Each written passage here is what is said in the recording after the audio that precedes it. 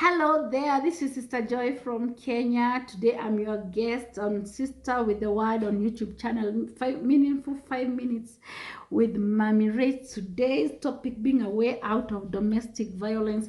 Domestic violence is one form of abuse, and it is really happening these days more than any other day. It is happening everywhere. We have experienced it. Our sisters have experienced it, our brothers have experienced it, but we are not able to talk about it. So today we are here to discuss it, and someone will find help. So what is abuse? Domestic abuse, domestic violence is a form of abuse.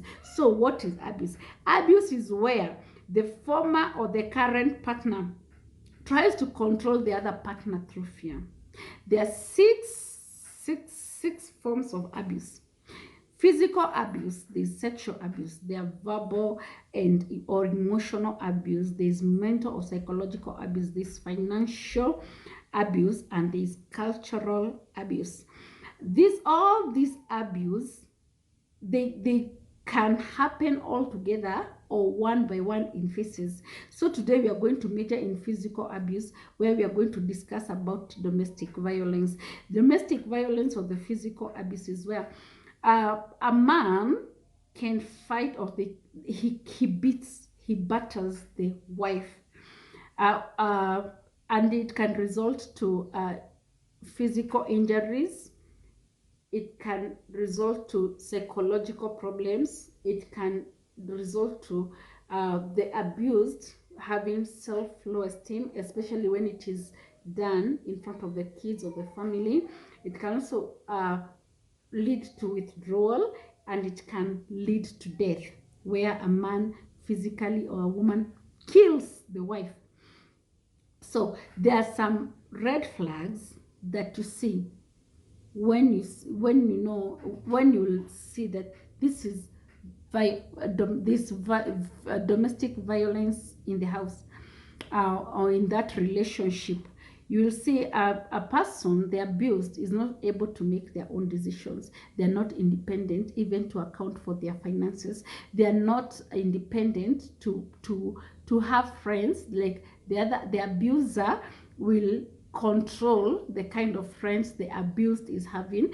The abuser will not let the abused have mingle freely with the family members. He limits the abused.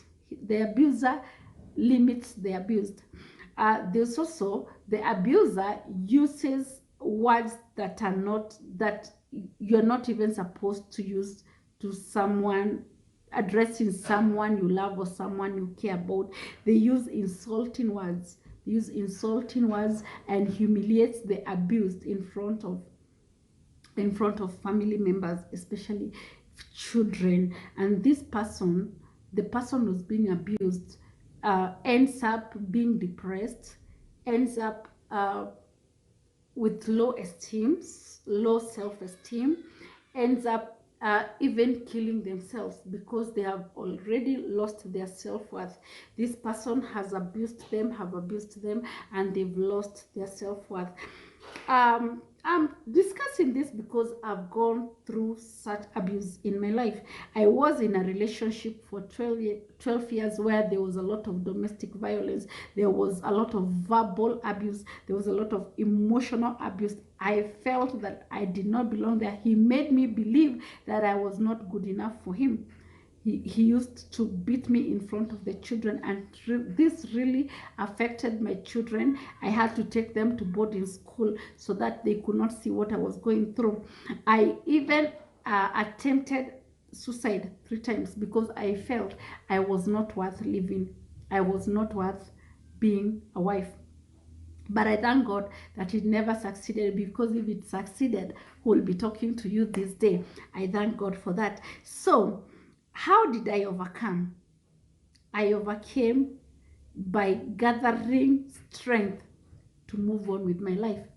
Of course, there was fear of abuse. I was there for 12 years because, no, there was fear of stigma. I was there for 12 years because I was afraid of what people would say about me. I was afraid of fear of unknown. I didn't know what I would find, what was lying ahead of me. I was not able to, I couldn't take the challenge.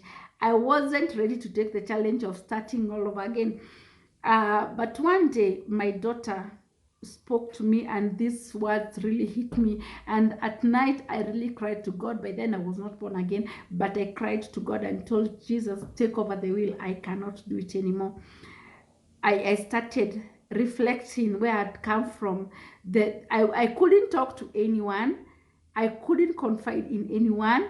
I was really trying to protect this marriage, but this man had gone out of board and beating me, abusing me in front of the children, in front of the tenants. We had tenants, and I couldn't take it anymore. And that is when I decided to leave. And now, the man who's beating you, remember, you are the helper. A woman, a wife, is a helper. And this man, when he's hitting you, he has forgotten you are the helper. And the Bible says a woman is a weaker vessel. A wife is a weaker vessel. A woman is a weaker vessel. So when you are beating a woman, when you are beating a wife, your wife, you are beating the weaker vessel. You are beating your helper. You are beating yourself, because the Bible says two have become one. So when you're beating her, you're beating yourself. So when you're beating her, you are beating yourself. So when you're torturing her, you're torturing yourself. So when you're abusing her, you're abusing yourself. Let's get that right. The question we're asking ourselves is why people decide to stay in abusive relationship, or where they are involved in domestic violence. There are several reasons. One being domestic stigma. People are afraid of what the community will say. People are afraid of what their parents or their siblings, their neighbors and their cousins, what they'll say, but they forget that they're the people that are suffering. No one is suffering for you. Another reason that people stay in a domestic where violence has been invested in your relationship is children. You are afraid of leaving the relationship with children. You are afraid of what will happen to your children. You are afraid of fear of the unknown. You don't know what is lying ahead.